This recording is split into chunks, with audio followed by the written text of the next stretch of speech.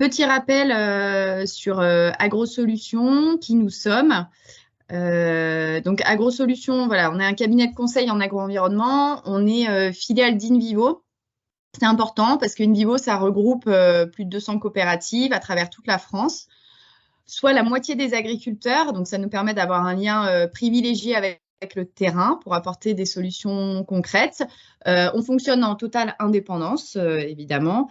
On compte 48 collaborateurs répartis dans 6 bureaux à travers la France. Notre siège est à Reims, mais on intervient bien sûr auprès de nos clients sur tout le territoire. AgroSolutions existe depuis les années 70. À l'origine, et on aime bien le rappeler, on a démarré en tant que centre technique agronomique. Voilà, ça montre le niveau d'expertise qu'on peut avoir en agronomie du réseau des coopératives agricoles InVivo. Qu'est-ce que ça veut dire?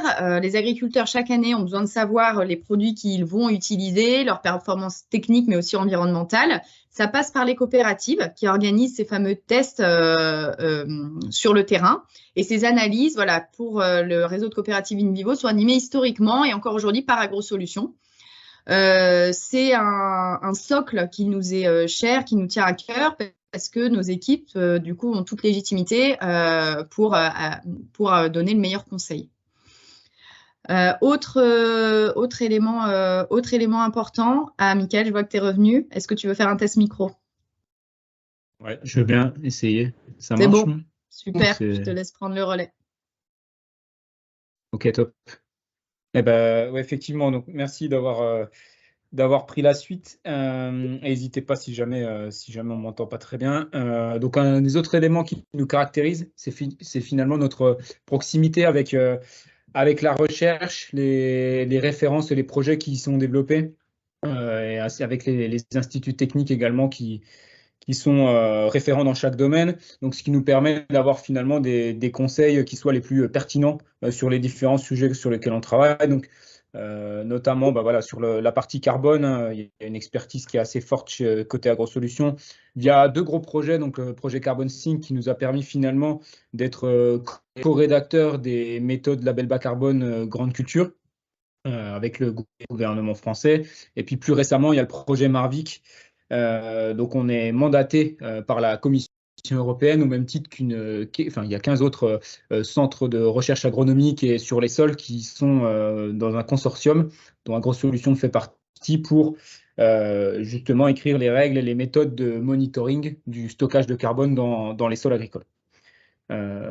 Sur la partie biodiversité, effectivement, on a également un projet notamment avec Arvalis et puis donc l'association des instituts techniques français, l'ACTA, sur les indicateurs d'évaluation de la biodiversité en milieu agricole et justement le lien avec les services écosystémiques qui sont attendus. Il y a une partie également sur l'eau, et puis pour le sujet qui nous concerne aujourd'hui, les sols, nous étions partie prenante du projet Agroécosol. Donc l'objectif, c'était vraiment d'évaluer la fertilité biologique des sols. Voilà, donc le projet est en cours et on le verra avec l'exposé de Lucie, sur le fait que la fertilité biologique est une des grandes composantes de la santé des sols, et donc ce qui fait le lien avec le présent webinaire. Voilà, et donc toutes nos méthodes sont également certifiées, donc que ce soit par Bureau Veritas ou par les méthodologies label bas carbone, et on répond aux standards de la RSE qui font référence aujourd'hui. Voilà, donc on disait tout à l'heure, il y a 48 collaborateurs chez AgroSolutions. Ils ont chacun des expertises qui sont spécifiques, comme on peut le voir, hein, enfin, agronomie, biodiversité, etc. Et donc, ce qui nous permet d'accompagner finalement nos clients depuis la stratégie de transition environnementale jusqu'à sa mise en œuvre et même son évaluation via des indicateurs pertinents. Et je veux bien que tu avances un tout petit peu. Voilà. Et donc, en fait, on couvre l'ensemble de la chaîne de valeur, de la chaîne alimentaire plutôt, de l'amont agricole, donc avec des clients comme les coopératives, des groupements d'agriculteurs, en passant par les industriels agroalimentaires et les territoires. Donc, on accompagne un grand nombre d'acteurs, à la fois des acteurs plutôt privés, type des énergéticiens ou des acteurs de l'eau, et puis des acteurs plutôt publics, type collectivité ou institutionnels. Voilà, donc, Alors, une grande couverture sur les clients. Et du coup, je te laisse la main, Lucie, sur la partie sol à proprement parler qui nous concerne aujourd'hui. Exactement. Alors, du coup, après cette belle présentation d'AgroSolutions, donc, on voulait aujourd'hui donc vous partager un sujet, le sujet des sols agricoles, qui est donc au cœur des grands enjeux du développement durable, mais aussi de l'agriculture durable. Et il est d'autant plus intéressant qu'il est d'actualité. Donc, première chose, je voulais faire un petit point de quoi est-ce qu'on va parler. Donc déjà, on entend parler de sol, mais aussi on entend parler de terre. Donc, il faut savoir qu'il y a une certaine complexité à donner une définition, puisqu'on va avoir donc les terres qui renvoient en fait à la surface, la première surface du sol, qui va être plutôt du droit rural, donc plutôt du droit de la propriété. Et on a le sol qui, lui, est un mot qui va renvoyer à la ressource naturelle, à un patrimoine commun. Et nos sols, ils vont être en interaction avec tout d'abord l'atmosphère. Il va être aussi en interaction avec des organismes vivants, avec l'eau, avec les roches, mais aussi avec l'activité humaine. Donc, on va parler des sols au pluriel. Et ils vont être régis aussi par beaucoup de propriétés, donc des propriétés qui vont être chimiques, physiques et biologiques. Donc, on va se retrouver avec une très grande diversité de sols en France. On le voit sur cette carte donc, du GIS-Sol qui nous présente la diversité des sols qu'on peut retrouver sur le sol français. Donc, la question des sols, elle va être perçue de façon assez disparate en fonction des acteurs. Et on va avoir vraiment une difficulté de donner une définition, mais par contre, ce qu'on reconnaît, c'est les services que les sols vont nous rendre, en fait, vont rendre aux activités humaines. Et ces services, donc, ils peuvent être de plusieurs ordres. Donc là, on a une infographie qui provient de l'ADEME. Et ces services, donc, tout d'abord, on va avoir par exemple la régulation du climat. Elle va intervenir entre autres et grâce au stockage de carbone. Donc, on estime que 1500 à 2400 milliards de tonnes de carbone sont stockées dans la matière organique de nos sols. Les sols vont être aussi, vont permettre de fournir des aliments, que ce soit des aliments pour nous les hommes, mais aussi pour les animaux, mais aussi pour les plantes, puisqu'il va intervenir en fait dans le cycle des éléments nutritifs qu'ont besoin les plantes. Les sols vont aussi réguler les crues et purifier en fait nos eaux.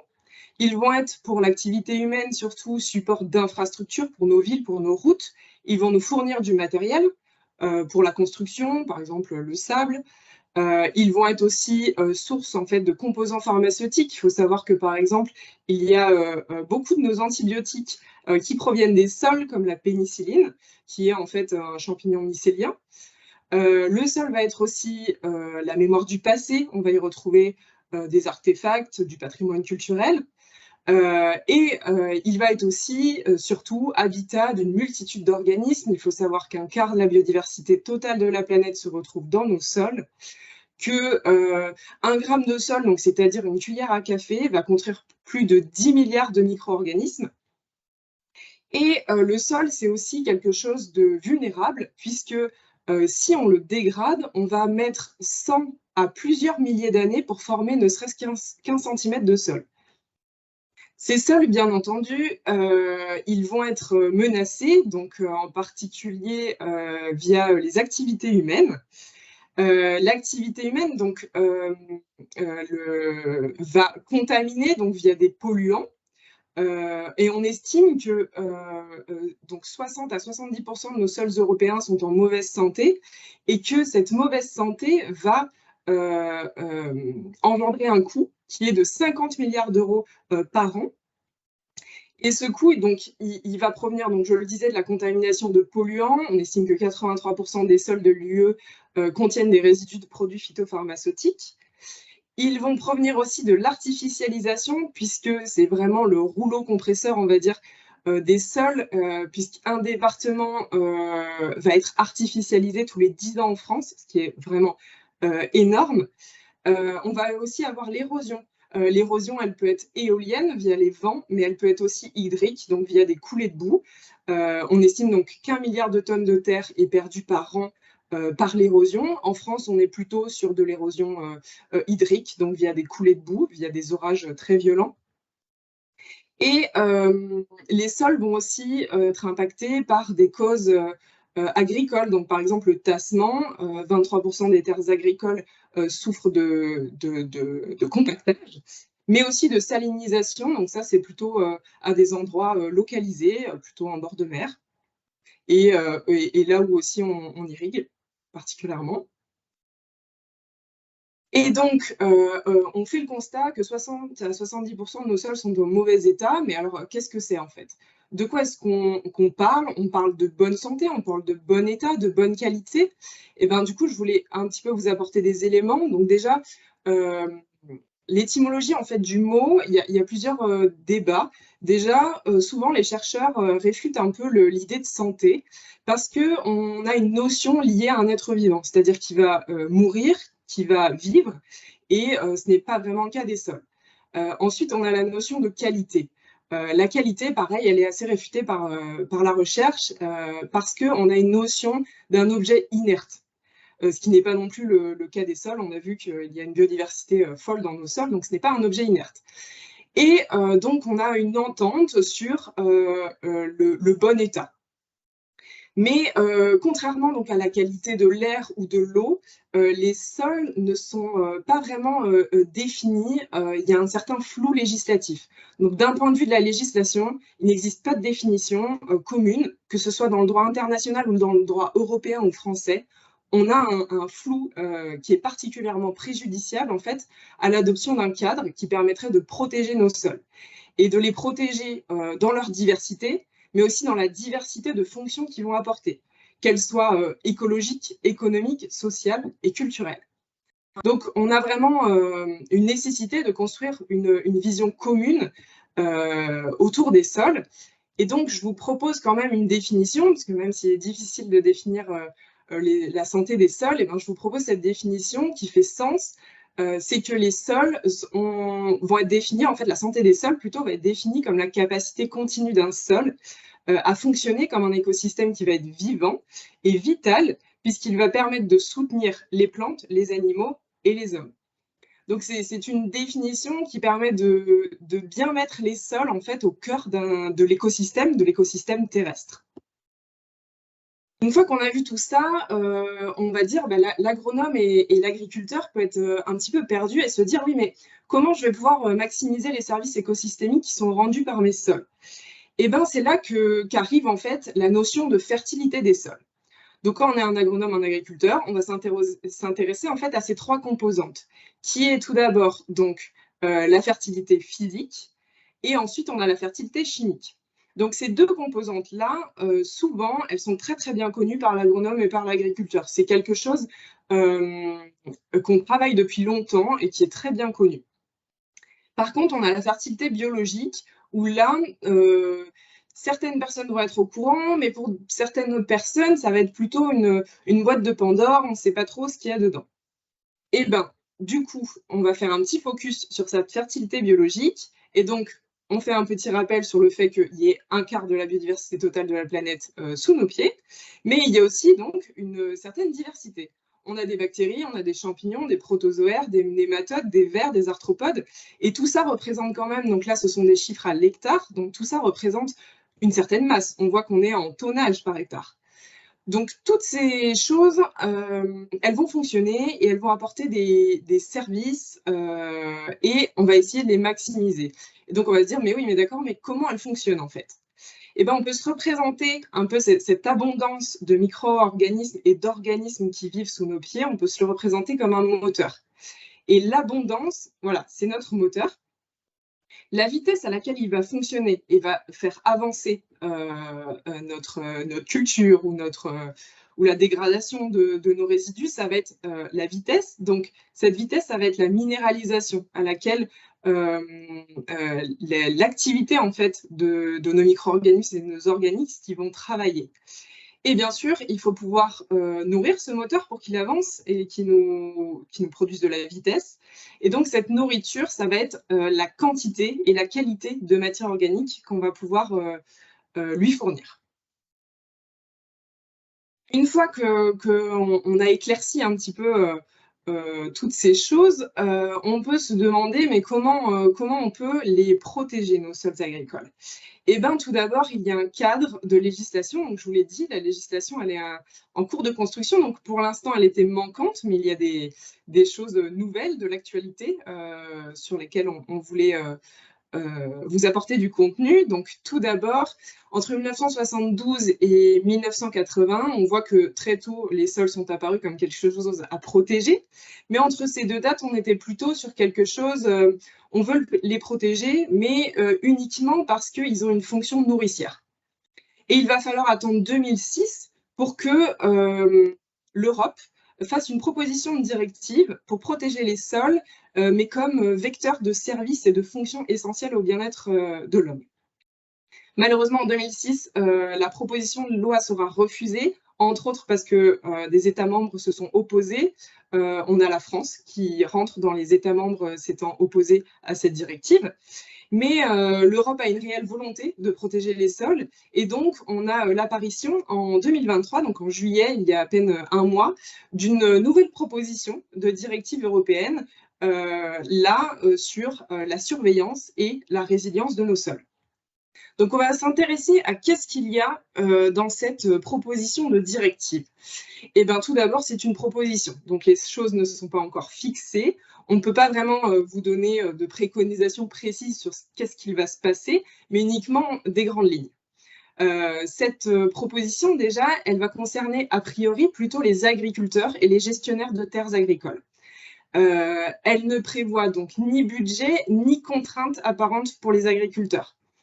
Donc les choses qui semblent importantes sont que cette proposition, elle va tout d'abord fournir une définition harmonisée de qu'est-ce que sont les sols en bonne santé.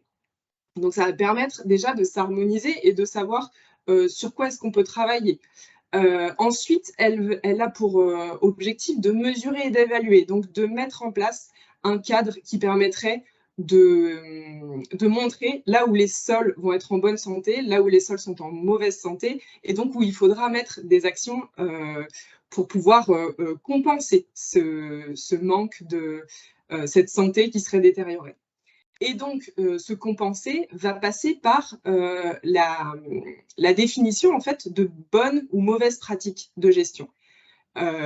Du coup, ici, on est sur plutôt quelque chose où on va dire, voilà, ça, c'est des bonnes pratiques qu'il faudrait mettre en place, ou ça, ce sont des pratiques mauvaises qu'il faudrait interdire, par exemple, via les gestionnaires des terres agricoles qui pourraient dire, ben voilà, ce type de pratique, je ne veux plus que tu le mettes en place sur ce sol. Dans la loi française, donc, on a aussi une intégration nationale qui passe par la stratégie nationale biodiversité mars 2030. Ici, donc, on voit des points assez similaires. Donc, tout d'abord, on voit que la notion de favoriser des pratiques qui vont permettre de préserver les sols. Mais aussi, on voit quelque chose d'intéressant et qui se différencie un petit peu, c'est ici l'évaluation de l'état des sols. Donc là, en France, on précise un peu. On dit qu'il va falloir développer des indicateurs de qualité des sols, il va falloir réaliser des diagnostics globaux qui permettront d'évaluer la santé des sols. Et donc de pouvoir dire, là par exemple, j'ai un sol qui est en mauvaise santé, il faut mettre en place des actions qui permettent de compenser ou alors de rectifier la donne. Justement, donc, vis-à-vis de ça, on s'est intéressé un peu à ce qui existe pour mesurer, évaluer et diagnostiquer un sol. Et bien déjà, on a deux échelles. Déjà, la première, ça va être plutôt une échelle macro. Donc, on va être sur un cadre de surveillance, mais à l'échelle, par exemple, de l'Union européenne, avec l'Observatoire des sols européens. ou alors à l'échelle d'un pays avec, par exemple, donc le RMQS, qui va être le réseau de mesure de la qualité des sols en France. Mais ces choses-là, donc, c'est des indicateurs très globaux et nationaux qui vont pas forcément nous aider sur le terrain. Et donc, on s'est intéressé à des indicateurs un peu plus terrain. Donc, qu'est-ce qu'il existe à l'échelle, par exemple, de la parcelle, de l'exploitation agricole? Eh ben, on va reprendre nos 3 composantes de la fertilité des sols et on va se rendre compte qu'il existe déjà des choses. C'est-à-dire, pour le physique, on va essayer de comprendre, de trouver la granulométrie, la pyrrhosité, la profondeur. Et là, on va passer par des tests bêches ou alors des fosses pédologiques, comme peut réaliser donc BIAPI. Pour la partie chimique, on va passer par des analyses de terre. Alors là, on fait des prélèvements de terre et on va les envoyer à un laboratoire pour pouvoir connaître, par exemple, le pH, la teneur en matière organique, le C sur N, la disponibilité en éléments minéraux, pardon, comme l'azote avec un reliquat azoté. Et on a notre partie biologique où là, on va s'intéresser à des indicateurs qui vont être, par exemple, l'abondance en micro-organismes, l'activité de ces micro-organismes ou la diversité de micro-organismes qu'on va retrouver dans les sols. Là aussi, on passe très souvent par un prélèvement de sol, une analyse de sol qui sera ensuite envoyée à un laboratoire. Donc, on retrouve beaucoup d'entreprises, en fait, qui, depuis les années 2010, on va avoir un nombre de structures qui va vraiment exploser, qui va pratiquer l'analyse et le diagnostic de nos trois, souvent de nos trois composantes, pardon. Ces entreprises, elles vont fournir un diagnostic plus ou moins complet, que ce soit sur l'état physique, chimique et biologique, donc sur la fertilité de nos sols. Et donc, je le disais, ces entreprises, elles ont vraiment triplé. Il y a un nombre exponentiel d'entreprises qui voient le jour sur cette thématique. Et c'est pas facile de faire le tri, en fait, dans toutes ces sociétés et dans ce qu'elles proposent. Nous avons donc un terrain de jeu plutôt idéal pour pouvoir les tester. Et je vais te laisser la main, Mickaël, pour présenter notre terrain de jeu. Tout à fait. Merci, Lucie. Effectivement, donc on a la chance au sein d'InVivo, c'est de disposer d'une ferme expérimentale qui s'appelle Openfield. Donc on est géographiquement situé au sud-est de l'Île-de-France. Et sur cette ferme, donc les spécificités, c'est à la fois qu'on a un dispositif en pluriannuel, donc d'une douzaine d'hectares. Donc il y a 14 cultures qui sont mises en place et qui sont conduites suivant 4 itinéraires techniques différents. Donc à la fois des pratiques bas carbone, donc on est sur une maximisation du stockage de carbone dans les sols et une réduction des émissions de gaz à effet de serre. Donc sur ces conduites-là, il y a des conduites où on va réduire l'utilisation des produits phytopharmaceutiques, donc on a appelé base IFT, IFT étant l'indice de fréquence de traitement. Une conduite en agriculture de conservation des sols, donc avec notamment de la couverture des sols et du travail du sol simplifié. Et puis on se compare finalement à une conduite conventionnelle. Donc quand on dit conventionnelle, c'est représentatif des pratiques de la région. Donc on est dans le Gâtinais avec des rotations assez diversifiées. Ce qui nous fait qu'on a 56 grandes bandes, donc 56 conduites culturelles différentes, qui nous offrent un terrain de jeu intéressant, de même qu'il y a une parcelle qui est dédiée à de l'agriculture de précision. Donc Lucie en parlait tout à l'heure pour les fosses pédologiques. Donc BIAPI, donc, qui est une société en agriculture de précision, qui est également une filiale sœur d'AgroSolutions, réalise. Donc on a un terrain de jeu spécifique pour adresser les sols sur Openfield. Et ça tombe bien, donc face à la grande diversité de solutions exposées par Lucie juste avant, nous, l'idée, c'était justement d'y voir un peu plus clair par rapport à toutes ces solutions. On sait qu'elles ne se valent pas toutes. Donc déjà, il y a eu un gros travail qui a été fait de notre côté sur le recensement de ces solutions d'évaluation de la santé des sols et même plus spécifiquement, ce qui nous intéressait davantage, c'était la fertilité biologique des sols, donc la partie biodiversité des sols. Donc, on a recensé les solutions sur ces facteurs-là. Ensuite, on a regardé leur pertinence. Donc, à la fois les pertinences plutôt techniques, en termes d'utilisation, de robustesse, de facilité de déploiement, etc. Pour ne finalement en sélectionner que quelques-unes à tester sur notre plateforme, sur OpenField. Donc, ce qui fait qu'on a 6 solutions qui ont été, parmi toutes celles que Lucie a pu présenter tout à l'heure, ont pu être testées depuis 2020 sur au moins 2 années. Et donc, ce qui nous permet derrière de à la fois avoir un regard d'un point de vue technique et en termes de retour expérience utilisateur sur les solutions à déployer. Donc, ce qui nous permet derrière d'affiner à la fois les préconisations qu'on peut faire auprès de nos clients hein, qui souhaiteraient, par exemple, engager des démarches de transition agroécologique et regarder ce qui se passe dans le sol. On est capable aujourd'hui, on a en tout cas un retour d'expérience pour préconiser les meilleures solutions et puis aller un cran plus loin, c'est-à-dire, c'est ce qu'on est en train de faire aujourd'hui. Il faut être assez humble sur le sujet de la fertilité biologique des sols, mais c'est de comprendre finalement quelles sont les bonnes pratiques qu'il va falloir déployer pour améliorer la fertilité biologique et plus globalement la fertilité de mes sols.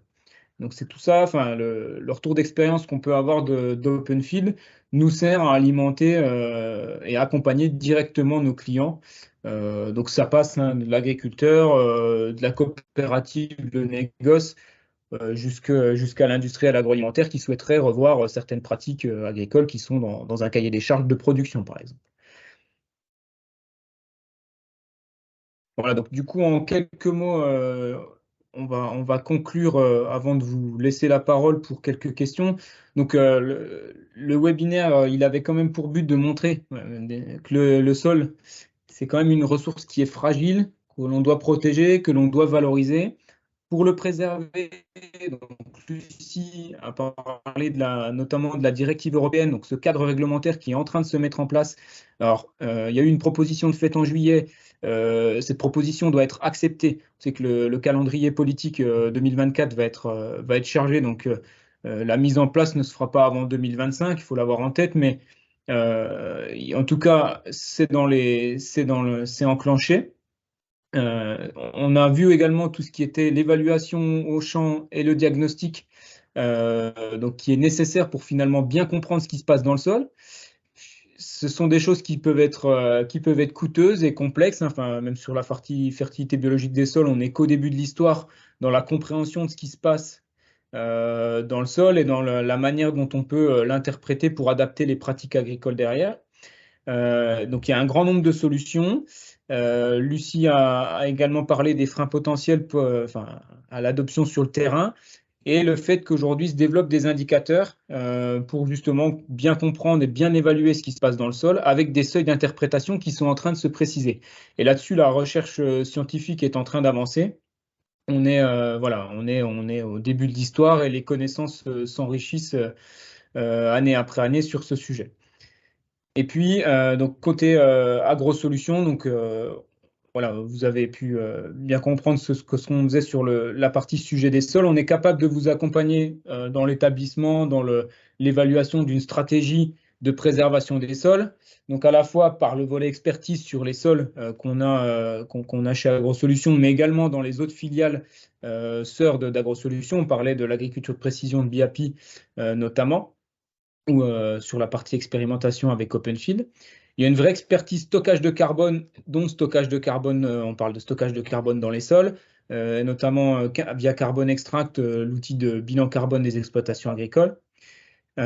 Toutes les expérimentations qu'on mène sur OpenField, et tout ça nous permet finalement d'inclure les sols dans vos démarches de progrès, de bénéficier des dernières avancées terrain pour enrichir à la fois vos démarches en interne et vos cahiers des charges de production.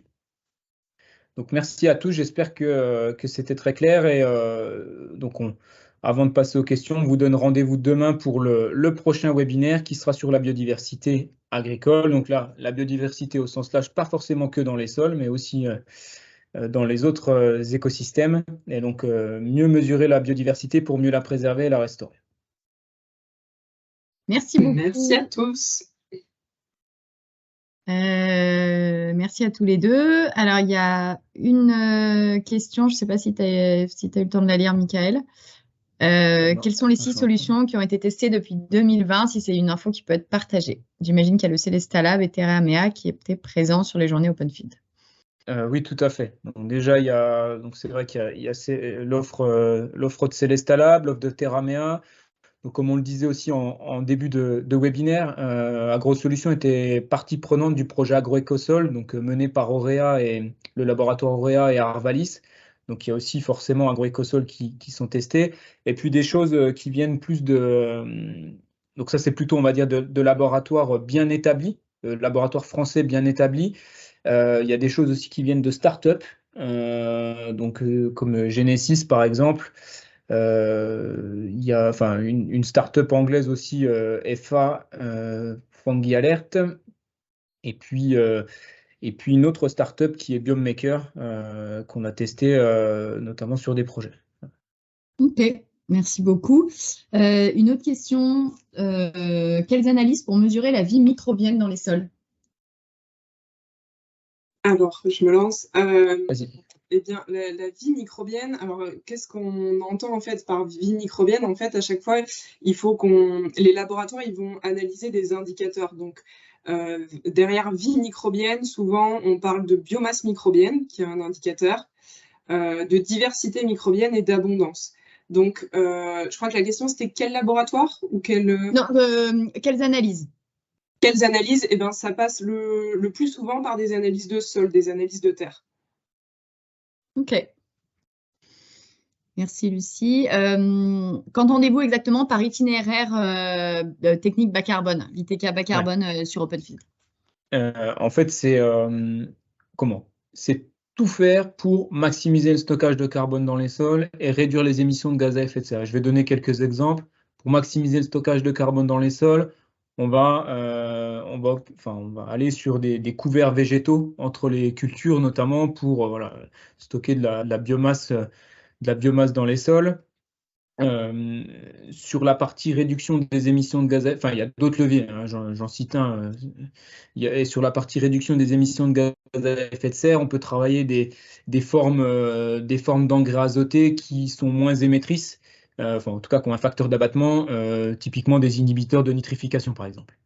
Voilà, et donc l'objectif, c'est vraiment d'avoir le bilan carbone le plus faible possible à l'échelle de la rotation et pour la partie réduction des émissions de gaz à effet de serre à l'échelle de l'année en cours, quoi.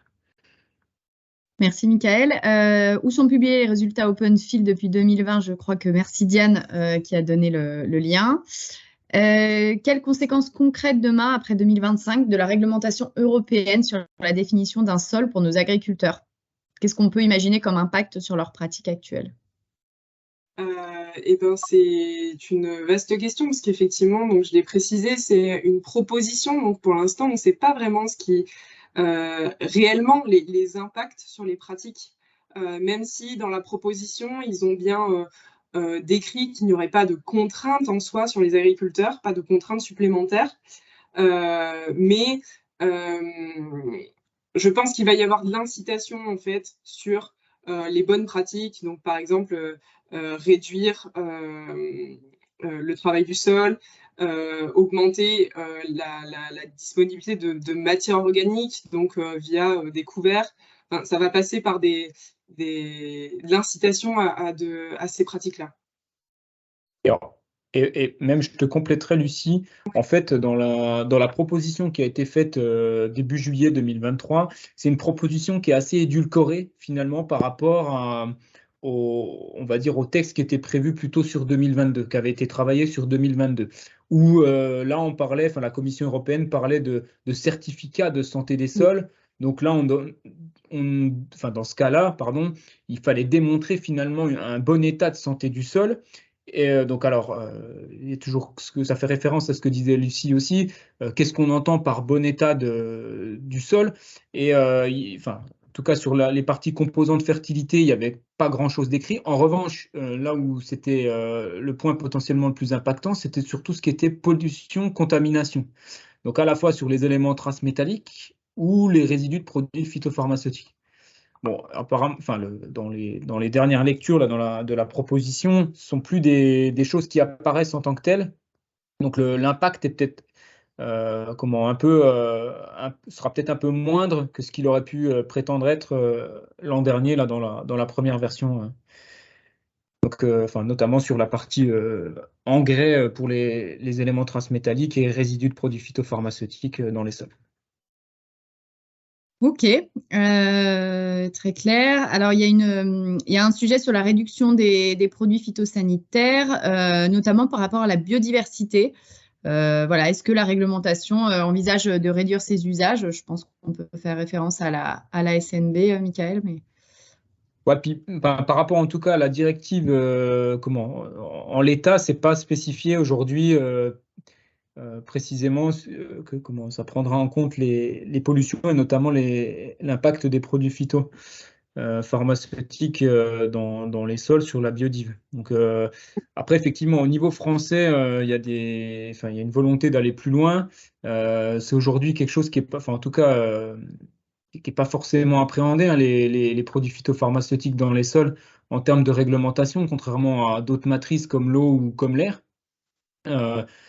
Ça pourrait que ça arrive dans les textes. Aujourd'hui, il n'y a rien en l'état et comme disait Lucie, pour le moment dans la directive, ce ne sont pas des choses qui sont forcément trop mentionnées en tant que telles.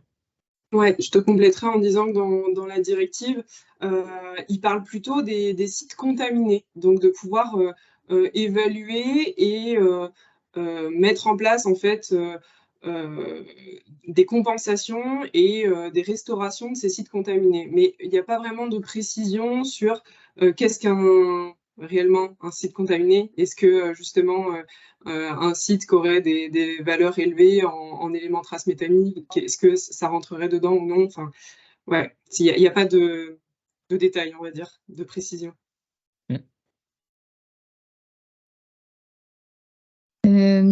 Ok, et je crois qu'on en a fini pour les questions. Je regarde. Avez-vous pu remarquer un label agricole plus adapté qu'un autre par rapport à la santé des sols ou conventionnel par rapport au bio?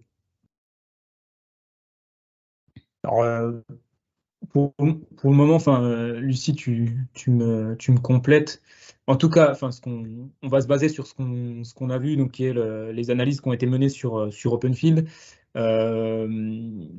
C'est comment dire, c'est pas évident de tirer des conclusions en fonction des conduites qui ont été menées sur la plateforme. Alors peut-être qu'il y a aussi, en tout cas sur la partie fertilité biologique des sols, il y a peut-être aussi un manque de connaissances aujourd'hui sur ce sujet. Enfin, on a besoin de monter en compétences pour maîtriser ces sujets, donc ce qu'on est en train de faire. Mais suivant les conduites, Lucie, je ne crois pas dire qu'on ait pu voir de tendance nette d'une conduite plus vertueuse qu'une autre sur ces aspects-là. Ouais, exact. Et puis, je ne l'ai pas forcément précisé, mais je le précise là, un diagnostic sol de santé des sols, c'est souvent préconisé pour une durée de 5 ans, parce qu'il y a des choses qui vont évoluer, mais pas spontanément, donc pas à l'échelle, par exemple, d'une campagne agricole. Ça va mettre un peu plus de temps. Et donc, nous, on a commencé là à évaluer des laboratoires, mais on a un recul de 2 ans grand max. Donc, c'est vrai que pour l'instant, on ne peut pas vraiment conclure sur des choses. Il va nous falloir vraiment la partie peut-être pluriannuelle pour pouvoir avoir une tendance et pouvoir un peu plus conclure sur une tendance, sur certains systèmes ou non. C'est vrai qu'on est parti sur une évaluation de 4 ans sur Openfield, tu fais bien de le préciser. Oui. Et je rebondis en même temps sur la question sur comment on évalue les solutions qu'on a testées sur d'autres types de sols, sur d'autres essais. Donc, alors après, on s'appuie.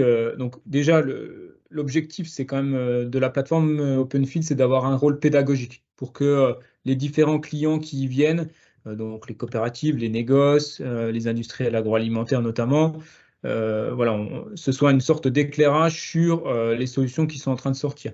En interne, côté InVivo, il y a des essais qui sont, enfin en tout cas les solutions, elles sont testées aussi sur sur d'autres plateformes. Donc notamment, on a des collègues qui testent ça sur de la vigne, plutôt dans le Gard. Et on a les collègues de Soufflet aussi également qui testent ça dans leurs conditions. Ainsi que, enfin, il y a certaines coopératives avec lesquelles on échange sur les solutions qu'elles testent de leur côté, ce qui nous permet d'avoir un retour d'expérience un peu plus élargi. Donc, pour le moment, pas de compilation, en tout cas globale, mais plutôt un partage du retour d'expérience. Et par exemple, Genesis avait été évalué dans le cadre d'un réseau d'agriculteurs et de coopératives qui est Ferme Leader, qui fait aussi partie du même groupe qu'AgroSolutions. Donc c'était dans d'autres contextes, dans 2 contextes différents. Ok. Alors, Digesta, Biochar sont-elles des solutions évaluées ou en partie? Alors c'est une très bonne question. Alors, tout ce qui est Biochar, effectivement, c'est évalué sur la plateforme Openfield.